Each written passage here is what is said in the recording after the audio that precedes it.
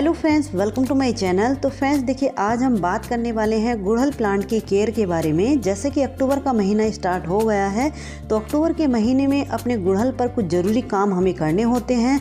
तो वो कौन कौन से काम हैं जो इस टाइम पर हमें अपने पौधे के ऊपर करने हैं।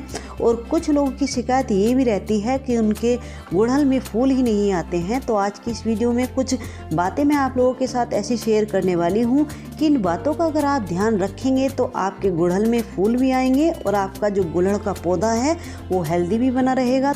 तो देखिए, मेरे पास भी लगभग 8 से 10 कलर हैं इनके। कुछ में अभी फ्लावरिंग हो रही है, कुछ में नहीं हो रही है। ये जो आप सामने देख रहे हैं ये हाइब्रिड वाले हैं। आप इनके फूलों का साइज देखिए, कितने बिग साइज के इनके फूल खिले हुए हैं और पौधे भी बिल्कुल हेल्दी हैं। पौधों में भी किसी तरह की कोई प्रॉब्लम नहीं है। आप देख सकते हैं एक एक ब्रांच पर 6 से 7 कलियां बनी हुई हैं। ये जो मेरे हाइब्रिड वाले हिबिस्कस हैं, इन पर डेली के 3 से 4 फूल हमेशा खिले रहते हैं। अगर आप भी इनको लगाना चाहते हैं तो ये बहुत ही अच्छा टाइम चल रहा है। इस टाइम पर इनको अपने गार्डन में ला करके ऐड कर लीजिए, क्योंकि ये जो हाइब्रिड वाले होते हैं विंटर में बहुत अच्छी फ्लावरिंग करते हैं। जब बहुत ज़्यादा फॉग वगैरह पड़ने लगती है तो उस टाइम पर ये थोड़े से समय के लिए अपनी फ्लावरिंग बंद कर देते हैं। लेकिन अभी इनका ग्रोइंग पीरियड है, तो इस टाइम पर इनको आप ला करके लगा सकते हैं। तो देखिए, ये सभी पौधे मेरे 12 इंच के मिट्टी के पॉट में लगे हुए हैं। तो सबसे पहले बात कर लेते हैं इनके पॉट साइज की। तो देखिए, ये हाइब्रिड हिबिस्कस जो होते हैं इनके लिए 10 से 12 इंच का पॉट इनफ रहता है। इससे ज़्यादा बड़े पॉट में इनको आप मत लगाइए। बात की जाए इसकी मिट्टी की कि इसको किस तरह की मिट्टी में हमें लगाना है, तो देखिए, इसके लिए जब आप मिट्टी तैयार करें तो 50% गार्डन सॉइल, 30% कंपोस्ट, जो भी आपके पास अवेलेबल हो, वर्मी कंपोस्ट या फिर गोबर की खाद। ध्यान रहे कोई सी भी खाद आप यूज कर रहे हैं वो अच्छे से डीकम्पोस्ट हुई होनी चाहिए, क्योंकि कच्ची खाद कई बार जब हम पौधे में डाल देते हैं तो उसका पौधा हमारा ख़राब हो सकता है। 10% राइस हस्क, 10% रिवर सैंड, इस सोयल मीडिया में अपने पौधे को लगाना है। अब बात करते हैं कि इस पौधे को लाने के बाद हमें रिपोर्ट कब और कैसे करना है। तो देखिए, यहाँ पर 2 सबसे बड़ी गलती हम लोग कर देते हैं जिसकी वजह से हमारे पौधे खराब हो जाते हैं। पहली गलती हम लोग क्या करते हैं, ये जो हिबिस्कस के पौधे होते हैं लाल मिट्टी यानी कि चिकनी मिट्टी में लगे हुए आते हैं। तो हम लोग क्या करते हैं, पौधे को जैसे ही हम नर्सरी से लेकर आए पौधे की सारी मिट्टी हटा देते हैं। हटाने के बाद रिपोर्ट कर देते हैं। तो ऐसा आपको नहीं करना है, उससे पौधा आपका शौक में जा सकता है, खराब हो सकता है। तो पहली गलती तो हम लोग ये कर लेते हैं। दूसरी सबसे बड़ी गलती हम लोग क्या करते हैं, देखिए, हिबिस्कस के जो पौधे होते हैं लाल मिट्टी में तो लगे हुए आते ही हैं, इनमें एक छोटी सी प्लास्टिक की टोकरी भी लगी हुई आती है। देखिए, इस तरह से, जैसे कि आप मेरे पौधे में ये देख रहे हैं, ये मेरा लगभग 2 से 2.5 साल पुराना पौधा है। इसकी स्टेम से आप लोग अंदाज़ा लगा सकते हैं ये इसी तरह से इसी टोकरी में इसी गमले में लगा हुआ है। आप मेरे पौधे को देखिए, बिल्कुल हेल्दी है, इसमें किसी भी तरह की कोई प्रॉब्लम नहीं है और फूल भी इसमें आ रहे हैं। तो देखिए, हम लोग जो ये गलती करते हैं, पौधे को नर्सरी से लाते के साथ ही उसकी मिट्टी हटा देते हैं, उसकी टोकरी हटा देते हैं। तो उससे क्या होता है, पौधा हमारा शौक में चला जाता है, तो पौधा हमारा ख़राब हो जाता है। अगर ख़राब नहीं भी होगा तो उसकी जो ग्रोथ है वो रुक जाती है। जैसे इस सीज़न में आप पौधे को रिपोर्ट कर रहे हैं, लगा रहे हैं, तो वो नेक्स्ट सीज़न में जाके अच्छे से ग्रोथ करेगा, अच्छे से फ्लावरिंग करेगा। तो ये वाली गलती आपको नहीं करनी है। तो देखिए, पौधे को रिपोर्ट कब और कैसे करना है। सबसे पहला काम तो आपको ये करना है, जब भी आप कोई पौधा नर्सरी से लेकर के आते हैं तो उस पौधे को आपके जो और पौधे हैं उन पौधों के साथ ला करके रख देना है। यानी कि 15 दिन तक पौधे को बिल्कुल भी डिस्टर्ब नहीं करना है, केवल उसके पानी का ध्यान रखना है। 15 दिन के बाद अगर आपका पौधा लाल मिट्टी में लगा हुआ है तो उसकी 30% नीचे से मिट्टी हटानी है। अगर टोकरी भी लगी हुई है तो उस टोकरी को भी नहीं हटाना है, यानी कि जड़ों को बिल्कुल भी नहीं खोलना है, ज़्यादा डिस्टर्ब नहीं करना है। बस उस पौधे को रिपोर्ट कर देना है। टोकरी की टेंशन आपको नहीं लेनी है, क्योंकि ये जो टोकरी होती है इस टोकरी में से जड़ें अपना आप बाहर आ जाती हैं।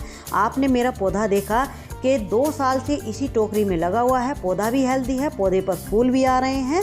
तो अब बात करते हैं कि जिनके पास पौधे ये पहले से लगे हुए हैं, उनके पौधे में फूल नहीं आ रहे हैं, तो उनको इस टाइम पर क्या करना है। तो देखिए, सबसे पहला काम हमें ये करना है, ऊपर की लगभग 1 से 1.5 इंच की हल्की हल्की सी इसकी गुड़ाई कर देनी है। गुड़ाई करने के बाद ये सारी मिट्टी ऊपर से निकाल लेनी है।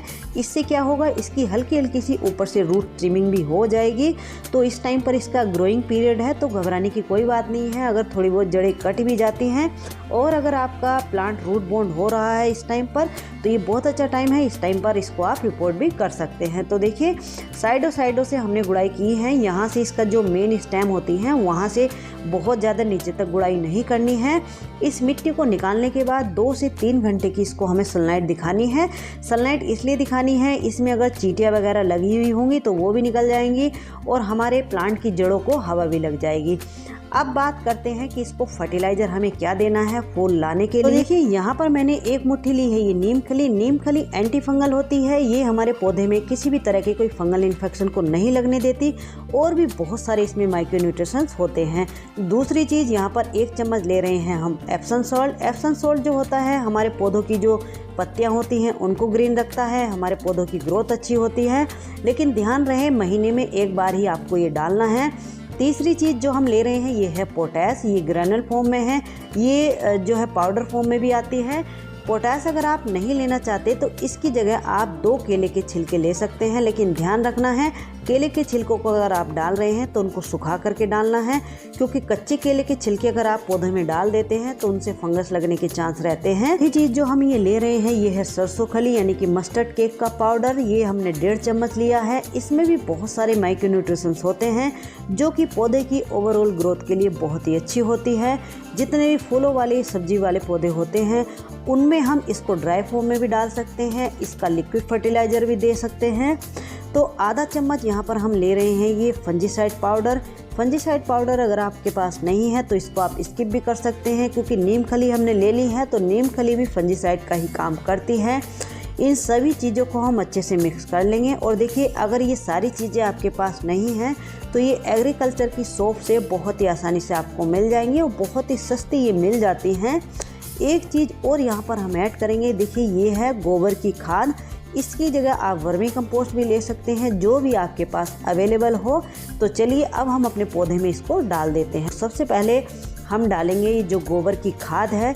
इस गोबर की खाद की हल्की हल्की सी लगभग 1-1 इंच की लेयर को हम साइडों से इस तरह से बिछा देंगे। इसके ऊपर से हमने जो ये फर्टिलाइज़र बनाया था इसको भी साइडों से इस तरह से डाल देंगे। एक बात यहाँ पर आपको ध्यान रखनी है, चाहे आप ऑर्गेनिक फर्टिलाइज़र दे रहे हैं या फिर केमिकल दे रहे हैं, हमेशा आपको साइडों से ही डालना है। इसका जो बीच का पार्ट होता है यानी कि जिसको क्राउन एरिया बोलते हैं, वहाँ पर कोई भी फर्टिलाइज़र नहीं देना है। बस इसके ऊपर से जो हमने मिट्टी इसमें से पोट में से निकाली थी उस मिट्टी को डाल देना है, यानी कि इस फर्टिलाइज़र को इस तरह से ढक देना है। फर्टिलाइज़र को देने के तुरंत बाद हमें अपने पौधे में पानी देना है। और देखिए यहाँ पर मैं फंजीसाइड पाउडर का पानी दे रही हूँ। वैसे हमने जो फर्टिलाइज़र दिया है उसमें भी फंजीसाइड को ऐड कर लिया है, लेकिन इस तरह से घोल करके जब हम फंजीसाइड को देते हैं तो ये सीधा नीचे जड़ों तक जाता है। एक बात का और यहाँ पर आप ध्यान रखेंगे, देखिए पानी आप इस तरीके से दें कि ये जो नीचे से ड्रेनेज होल है यहाँ से पानी नहीं निकलना चाहिए, क्योंकि जो फर्टिलाइज़र हमने दिया है अगर नीचे से पानी निकल गया तो इसके जो न्यूट्रिशंस हैं वो सारे नीचे से निकल जाएंगे। तो पानी आप ध्यान से चेक करके दें।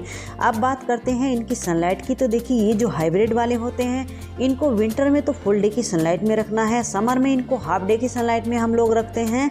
लेकिन ये जो देसी वाले होते हैं इनको तो आप कहीं पर भी रख सकते हैं। देसी वाले तो नवंबर से डोरमेंसी में चले जाते हैं, नवंबर तक फ्लावरिंग करते हैं, लेकिन ये हाइब्रिड वाले जो होते हैं ये तो दिसंबर तक फ्लावरिंग करते रहते हैं। जब बहुत ज़्यादा ठंड पड़ने लगती है, फॉग वगैरह पड़ने लगती है, उस टाइम पर ये फ्लावरिंग बंद कर देते हैं, बहुत थोड़े से समय के लिए डोरमेंसी में जाते हैं। और देखिए मेरे पौधे तो बिल्कुल हेल्दी हैं, लेकिन इनमें कई बार मिलीबग्स का अटैक हो जाता है। तो उसके लिए आपको क्या करना है, 10 दिन में एक बार या तो फंजीसाइड का आप स्प्रे करते रहिए या फिर नीम ऑयल का स्प्रे करते रहिए। वैसे मिलीबग जो लगते हैं तो उन पर नीम ऑयल बहुत अच्छा असर करता है। अब बात करते हैं इनकी पानी की रिक्वायरमेंट की। तो देखिए इन प्लांट में ओवर वाटरिंग बिल्कुल भी नहीं होनी चाहिए। ओवर वाटरिंग से ये प्लांट बहुत जल्दी ख़राब हो जाते हैं। पानी इनमें अगर कम लगा तो ये ख़राब नहीं होंगे, मुरझा जाएंगे, लेकिन पानी जैसे ही इनमें ज़्यादा होता है तो ये बहुत जल्दी ख़राब हो जाते हैं, फंगस लग जाती है। तो इस बात का आप ध्यान रखेंगे। तो चलिए फ्रेंड्स, कैसी लगी आज की ये वीडियो? अच्छी लगी हो तो लाइक से कमेंट कीजिए, और अगर आप मेरे चैनल पर न्यू है तो प्लीज़ चैनल को